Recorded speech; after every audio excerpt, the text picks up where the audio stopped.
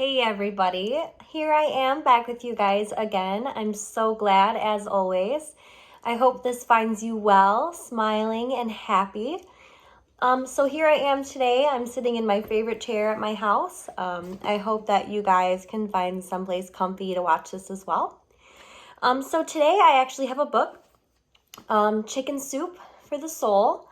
So I'm going to read just a couple cute stories that I found, and I hope that you guys are able to listen along, relax, and just enjoy some of these stories.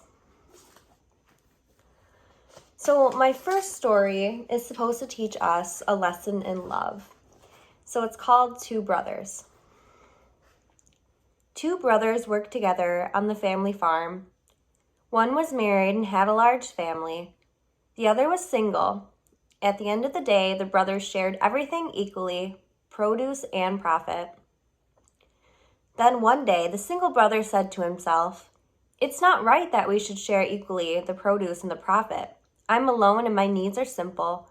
So each night he took a sack of grain from his bin and crept across the field between their houses, dumping it into the brothers' bin. Meanwhile, the married brother said to himself, "It's not right that we should share the produce and profit equally. After all, I'm married and I have my wife and children to look after me in the years to come. My brother has no one and no one to take care of his future." So each night he took a sack of grain and dumped it into his single brother's bin. Both men were puzzled for years because their supply of grain never dwindled. Then one dark night, the two brothers bumped into each other slowly. It dawned on them what had been happening. They dropped their sacks and embraced one another. So I like that story. I think the moral of the story is, your family loves you as much as you love them. Whether they tell you or not. Sometimes it's hard for someone to tell you how much they love you, but they'll find a way.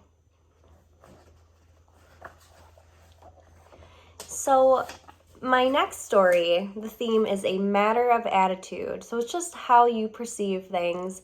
Kind of depends on what the outcome will be, right?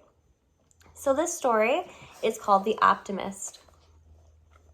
There is a story of identical twins. One was a hope-filled optimist. Everything is coming up roses, he would say. The other was a sad and hopeless pessimist. He thought that Murphy, as in Murphy's Law, was an optimist. He worried parents of the boys, brought them to the local psychologist. He suggested to the parents a plan to balance the twins' personalities. On their next birthday, put them in separate rooms to open their gifts.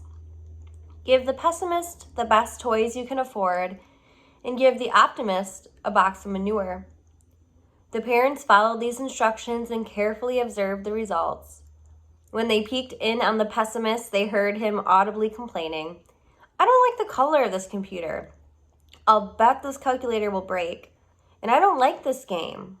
I know someone who got a bigger toy car than this."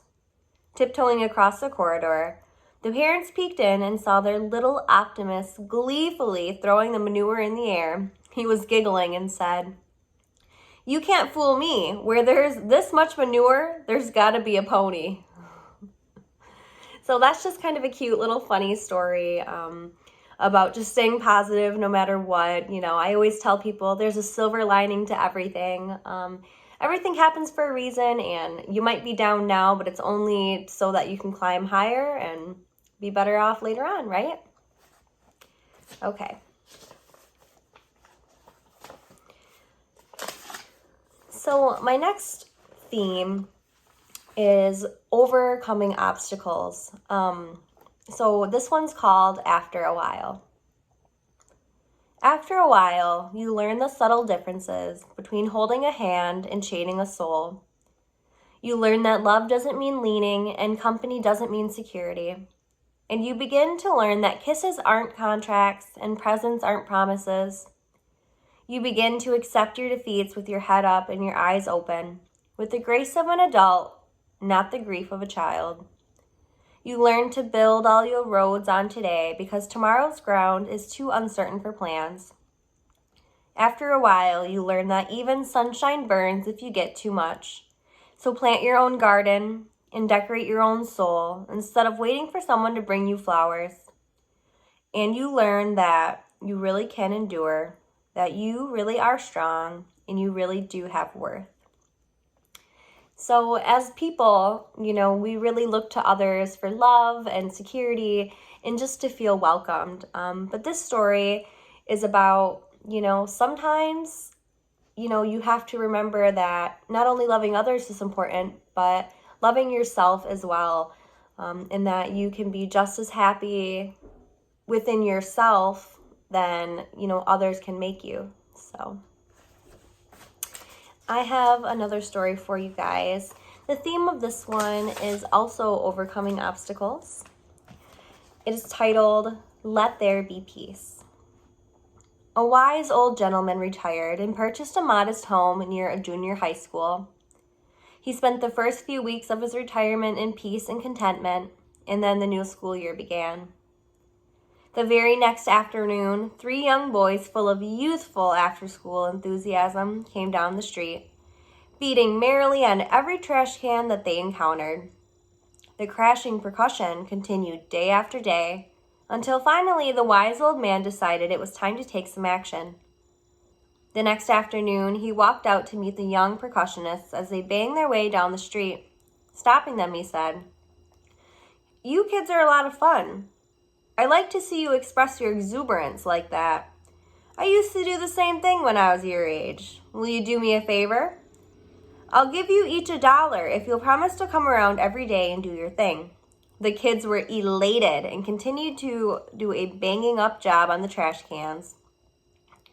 After a few days, the old-timer greeted the kids again, but this time he had a sad smile on his face. "This procession's really putting a big dent in my income," he told them. "From now on, I'll only be able to pay you 50 cents to beat on the cans." The noisemakers were obviously displeased.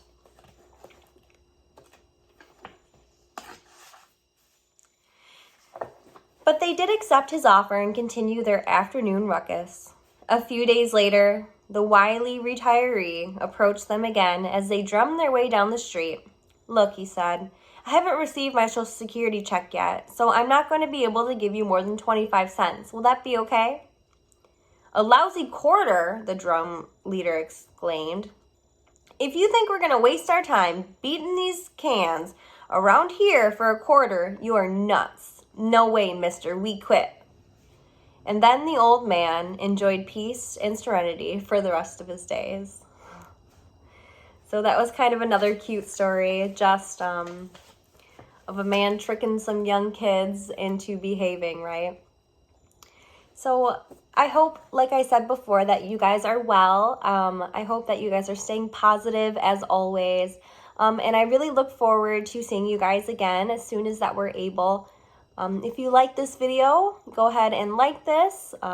Maybe you can comment and share about the favorite story that I read to you today. And as always, you guys are welcome to comment maybe some other activities that you'd like to see in the future. Thanks for listening.